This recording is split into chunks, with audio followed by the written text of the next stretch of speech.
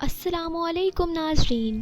Drama serial पहली सी मोहब्बत के नेक्स्ट एपिसोड में आप देखेंगे कि जैसे कि रक्षी के अब्बू ने रक्षी के रिश्ते के लिए अपने दोस्त के बेटे से बात की है और वो लोग रक्षी को देखने के लिए आ रहे हैं। तो रक्षी के अब्बू अपनी बीवी नरगिस से कहते हैं कि सारे इंतजामात बिल्कुल ठीक होने चाहिए। वो लोग रक्षी को देखने के लिए आ रहे हैं, सब कुछ तुम संभाल लेना। उसके बाद नरगिस रक्षी के अब्बू से कहती है कि बेफिक्र रहें आप, मैं सब संभाल लूंगी। तो जिसके बाद नाजरीन आप देखेंगे कि वो लोग जब रक्षी को देखने के लिए आते हैं तो रक्षी उनको बहुत ज्यादा अच्छी लगती है। वो रक्षी के वालिद से कहते हैं कि हमें रक्षी बहुत अच्छी लगी है, हम बस जल्दी से शादी करना चाहते हैं और रक्षी को अपने घर की बहू बनाना चाहते हैं। ये बात सुन के रक्षी परेशान हो जाती है क्योंकि रक्षी तो असलम से मोहब्बत करती है। तो जिसके बाद नाजरीन आप देखेंगे कि रक्षी के वालिद बहुत ज्यादा खुश हैं क्योंकि रक्षी की बातचीत पक्की हो गई है, लेकिन रक्षी बहुत ज्यादा दुखी है। उसके बाद रक्षी असलम को फोन करती है तो असलम रक्षी का फोन देखता है तो असलम बहुत ज्यादा खुश हो जाता है और असलम रक्षी का फोन उठाता है और कहता है। जिसके बाद असलम कहता है रक्षी से कि लगता है तुम्हारे दिल को पता चल ही गया है कि कोई तुम्हारी आवाज सुनने के लिए कितना तड़प रहा है। जिसके बाद रक्षी रोने लगती है और असलम से कहती है तुम ये क्या बात कर रहे हो, मैं तुमसे एक बहुत अहम बात करने वाली हूँ। जिसके बाद असलम कहता है कि तुमने मुझे फोन किया है, मैं बहुत ज्यादा खुश हूँ। तो रक्षी असलम को बताने लगती है। रक्षी बड़ी दुखी हो जाती है। उसके बाद रक्षी असलम से कहती है कि आज कुछ लोग आए थे मुझे देखने के लिए। रक्षी की ये बात सुन के असलम बड़ा परेशान हो जाता है। जिसके बाद रक्षी असलम से कहती है और उन लोगों ने मुझे पसंद कर लिया है और अब्बा तो उनके आने से पहले ही इस रिश्ते के लिए रजामंद थे और अब तो उन लोगों ने भी हाँ कर दी है। ये सारी बातें सुन के असलम बड़ा परेशान हो जाता है और रक्षी से कहता है कि रक्षी क्या कह रही हो तुम, ऐसा नहीं हो सकता, मैं तुमसे प्यार करता हूँ और तुम भी मुझसे प्यार करती हो, तुम मना कर दो इस रिश्ते के लिए। उसके बाद रक्षी असलम से कहती है कि तुम्हारे पास तो झूठा दिलासा भी नहीं है मुझे देने के लिए। असलम रक्षी असलम से कहती है कि अगर तुम मुझसे प्यार करते हो तो अपनी अम्मी और भाई को भेजो मेरे रिश्ते के लिए, वरना मैं वही बात मानूंगी अपने अब्बू की और मैं वहीं पर शादी कर लूंगी और फिर तुम देखते रहना। ये सारी बातें सुन के असलम बड़ा परेशान हो जाता है। उसके बाद रक्षी फोन रख देती है तो असलम रक्षी से बात करने के बाद बड़ा बेचैन और परेशान हो जाता है रक्षी ये सारी बातें सुन के।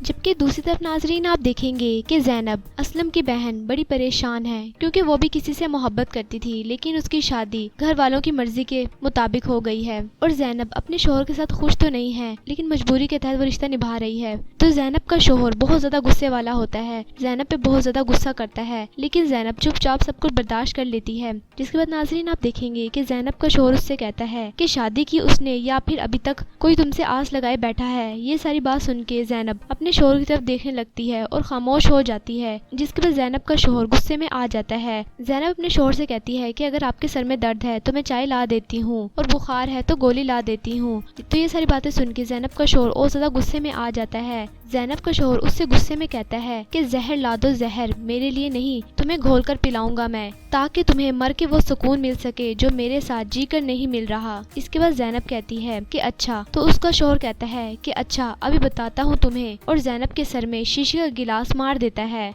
ज़ैनब को बहुत ज़्यादा दर्द होने लग जाता है। जिसके बाद ज़ैनब का शोहर परेशान हो जाता है कि इसको चोट लग गई है। तो जिसके बाद नाज़रीन आप देखेंगे कि असलम अपनी बहन से मिलने के लिए उसके घर आता है। तो असलम दरवाज़ा बजाता है। जिसके बाद ज़ैनब का शोहर दरवाजे पे आता है तो असलम ज़ैनब के शोहर को देख के बड़ा परेशान हो जाता है और उसके बाद कहता है कि मेरी बहन ज़ैनब कहाँ है। तो ज़ैनब का शोहर कहता है कि वो ज़ैनब, क्योंकि ज़ैनब का शोहर बड़ा परेशान हो जाता है, ज़ैनब को चोट लग जाती है। तो ये सब कुछ देख के असलम अपनी बहन ज़ैनब की तरफ भागता है और कहता है कि क्या हुआ मेरी बहन को।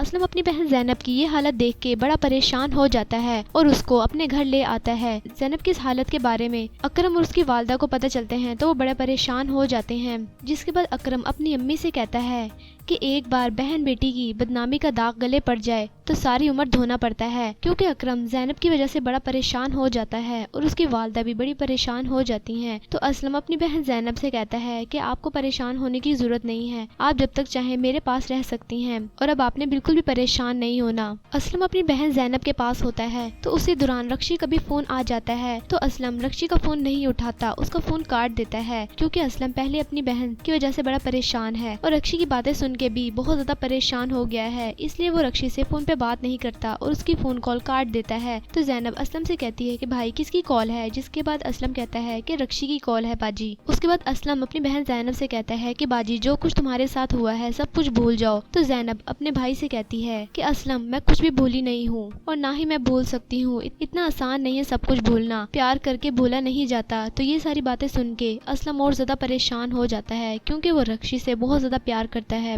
तो असलम अपनी बहन को सारी बात बताता है कि रक्षी की बातचीत पक्की हो गई है उसके अब्बू के दोस्त के बेटे के साथ और मैं बड़ा परेशान हूँ, अम्मी और भाई मान ही नहीं रहे रक्षी के घर रिश्ता ले जाने के लिए। तो ज़ैनब अपने भाई असलम से कहती है कि तुम परेशान ना हो, मैं तुम्हारे साथ हूँ। रक्षी इस रिश्ते की वजह से बड़ी परेशान हो जाती है और असलम को बार बार फोन करती है, लेकिन असलम उसका फोन नहीं उठाता। तो रक्षी और ज्यादा दुखी हो जाती है और सोचती है कि असलम मुझे कहीं धोखा तो नहीं दे रहा, उसने क्या मेरा साथ छोड़ दिया है। जिसके बाद रक्षी बहुत ज्यादा रोने लग जाती है अपने कमरे में आके। तो रक्षी से ये सब कुछ देखा नहीं जाता। रक्षी कहती है कि असलम तुमने मेरे साथ ऐसा क्यों किया, अगर तुमने मेरे साथ ऐसा ही करना था तो तुमने मुझे दिलासा ही क्यों दिया। उसके बाद रक्षी बड़ी दुखी हो जाती है और बाहर से हिंद में आती है और सीढ़ियों पे बैठ जाती है, जिसके बाद रक्षी बहुत ज्यादा रोने लग जाती है। तो इसके बाद नाज़रीन आप देखेंगे कि रक्षी और असलम जिनके घर मिले थे, तो मुन्नी की अम्मा रक्षी के घर आ जाती हैं और रक्षी को परेशान देखती हैं। तो कहती हैं कि रक्षी क्या हुआ। तो रक्षी सब कुछ उनको बताती है, जिसके बाद मुन्नी की अम्मा रक्षी से कहती हैं कि चिड़िया जितना दिल है तेरा, कहाँ तू ये इश्क के चक्रों में पड़ गई है।